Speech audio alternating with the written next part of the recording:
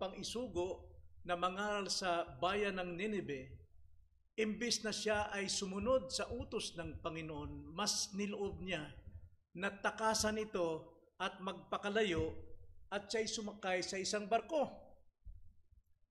At dahil doon, mga kapatid, na siya'y nasa loob ng barko, naglakbay itong barko, ang Panginoon, ang sabi sa chapter 1 verse 4, ay nagpadala ng malaking unos. Ang Diyos po nagpadala ng malaking unos sapagkat mas pinili at niloob ni Jonas na huwag sundin ang utos ng Panginoon. Kaya marapat lang na siya'y daranas ng unos sa kanyang buhay. Pero sa kanyang pagkakalagayan sa barko, wala siyang pakialam sa unos. Safety siya sa loob, pero ang lahat ng mga tripulante at kapitan ng barko, sila'y labis na nag-aalala sapagkat katakataka na biglang dumating ang unos na ito. Kaya sila ay nangamba, natakot, nagtanggal ng mga gamit upang lumutang ang barko dahil sila'y lulubog, at hinanap nila ang dahilan at nakita si Jonas sa loob ng barko na natutulog at ginising siya ng kapitan. Anong ginagawa mo dyan? Ba't hindi ka tumawag sa iyong Diyos? Bakit ka natutulog lamang?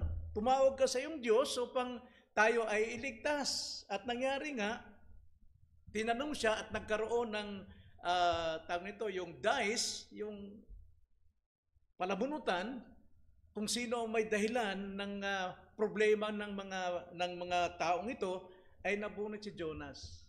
At si Jonas umamin. At ang sabi ni Jonas, nais niyong tumigil ang unos na ito dahil ako may dahilan, itapon niyo ako sa dagat. At ang sabi ng mga tao, malaking problema yan, isang kasalanan yan. Kaya natakot sila, nagsagwan pa rin sila o sila ay namangka pa rin pero hindi talaga tumigil. Kaya wala silang magawa, humiling sila sa Diyos ni Jonas na sila ay patawarin sa kanilang gagawin. At si Jonas naman ay hinagis sa dagat at ang Diyos din, ang sabi sa verse 17, chapter 1, siya rin ang nagpadala ng malaking isda.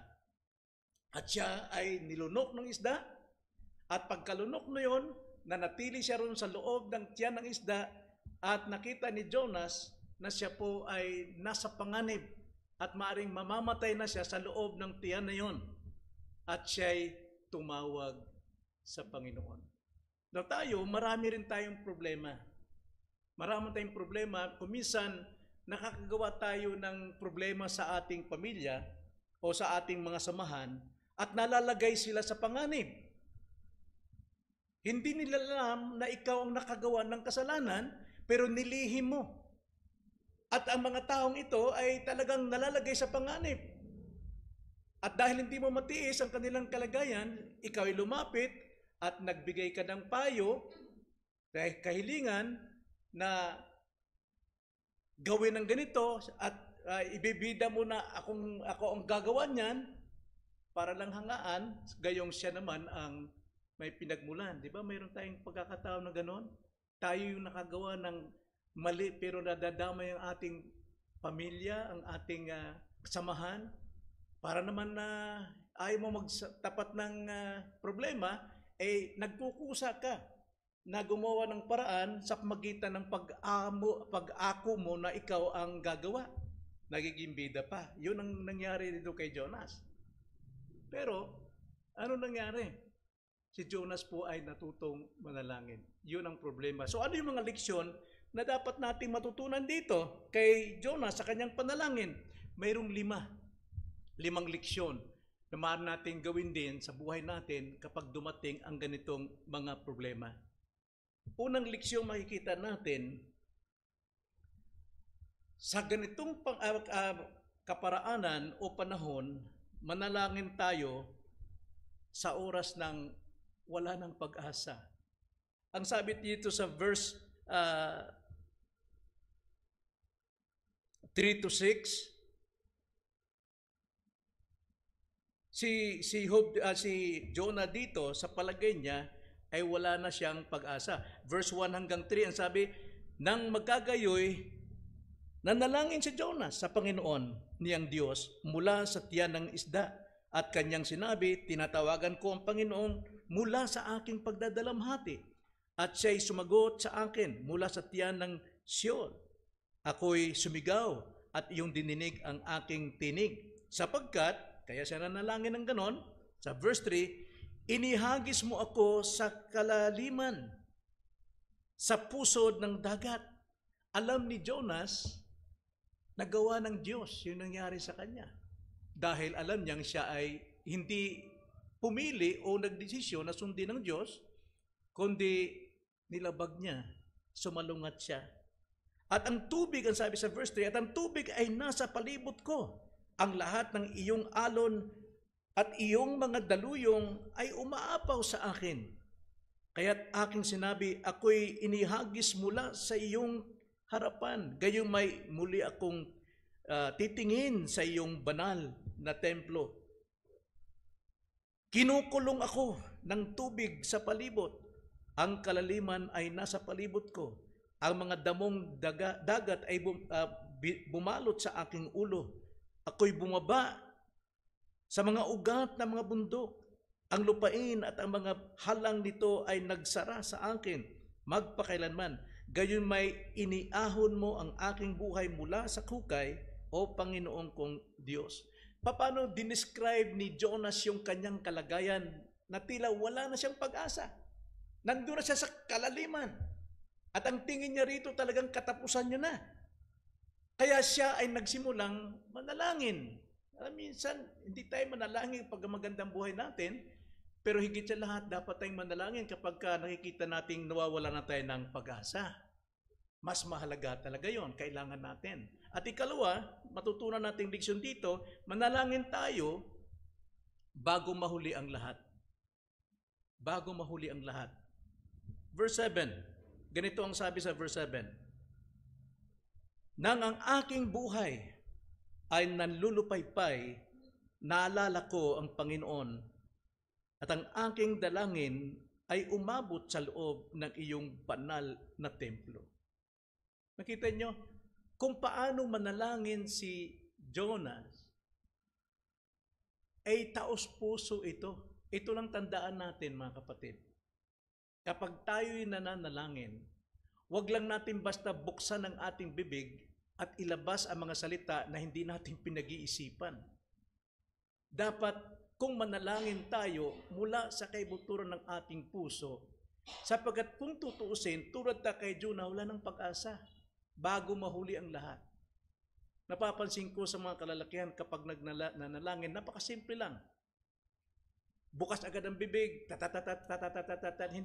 hindi mo maintindihan kung galing sa puso niya o galing lang sa isipan na memoryado. Kailangan pag-isipan natin tulad ng ginawa ni Jonas bago mahuli ang lahat. Ikatlong leksyon, manalangin ka sa Diyos lamang. Minsan, nananalangin tayo sa ating mga sarili, ginagawa nating Diyos-Diyosan ng ating sarili, kasi nahiya tayo, baka tayo pintasan ng nakakarinig sa atin.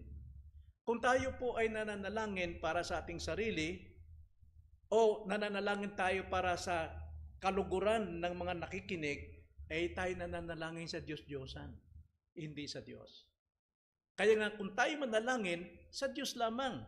Tingnan nyo ang sabi sa verse 8 hanggang 9. Ang mga nagpapalaga sa mga walang kabuluhang Diyos-Diyosan ay nagtatakwil ng kanilang tunay na katapatan. Ngunit ako'y mag-aalay sa iyo na may tinig ng pagpasasalamat. Aking tutuparin ang aking ipinanata. Ang pagliligtas ay mula sa Panginoon. Yun din ang dapat nating makuhang leksyon dito, yung panalangin ni Jonas, na wala siyang ibang tinitignan sa kanyang kalagayan na wala na siyang pag-asa, parang huli na ang lahat. Kaya nanalangin siya sa Diyos lamang talaga, nakafocus talaga siya. Sana ganun din, pagkat tayo ay nananalangin, ay focus talaga tayo sa Diyos at alam natin ang ating binibigkas sa ating labi mula sa ating puso, sapagkat ang Diyos ay nakatingin sa ating puso. Hindi niya tinitignan kung ano yung lumalabas sa bibig natin, kundi puso. Dahil sa puso natin, kasama natin ang Espiritu Santo. Romans 8, ang sabi nga, hindi tayo marunong talaga ng manalangin, pero tumutulong ang banal na Espiritu mula sa ating espiritu, sa ating puso. Kaya natatanggap ng Panginoon. So sa Diyos lamang tayo dapat manalangin. Yung po yung pangatlo. At pang-apat, manalangin ka sa Kanya, sa Diyos, na namamahala sa lahat. Soberanong Diyos. Siya ang may kontrol ng lahat. Bago pa lamang si Jonas tumakbo sa utos ng Diyos, alam niyang soberano ang Diyos. At ang probidensyang yun ang dumating sa kanya, ang salita ng Panginoon, na mamili siya kung ano yung dapat niyang gawin. Alam natin, nang dapat sundin doon, piliin ay ang kalooban ng Diyos. Pero masinunod ni Jonas yung kalooban niya. Kaya inamin ni Jonas na siya ay inihagis ng Panginoon sa kalaliman. Kaya minsan, siya ay nawala ng pag-asa. Siya ay nanalangin bago mahuli ang lahat. At siya ay nanalangin sa Diyos lamang sapagkat sa Diyos siya nagkasala. At pang-apat, siya ay nanalangin sa Diyos na siyang namamahala sa lahat. May kontrol ng lahat ng bagay. Verse 10, ganito ang sabi. At inutusan ng Panginoon ang isda at iniluwa nito si Jonas sa tuyong lupa. Nakita nyo? Ang Diyos ang nag-utos sa isda. Ang Diyos ang nag-utos na iluwa. Ang Diyos din ang nag-utos na iluwa sa tuyong lupa.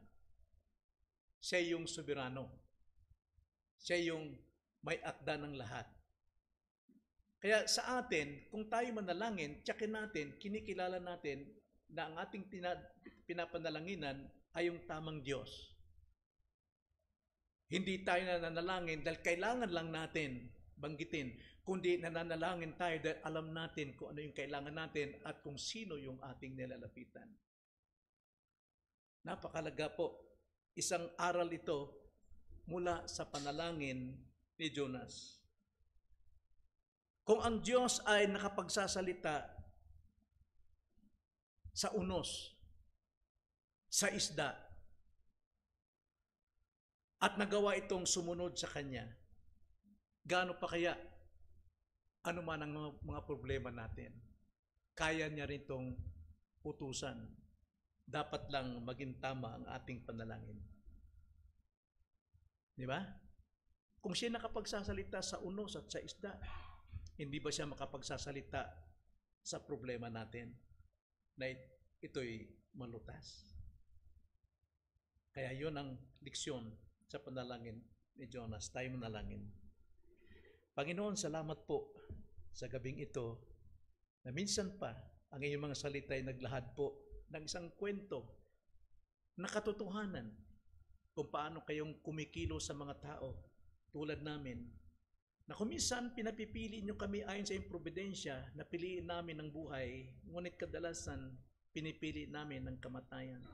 Ngunit napakabiyaya ninyo sapagkat hindi nyo kami iniiwan, kundi binibigyan nyo kami ng pag-asa at tiyak na kaligtasan. Maraming salamat po. Itong aming dalangin sa pangalan ng Panginoong Jesus.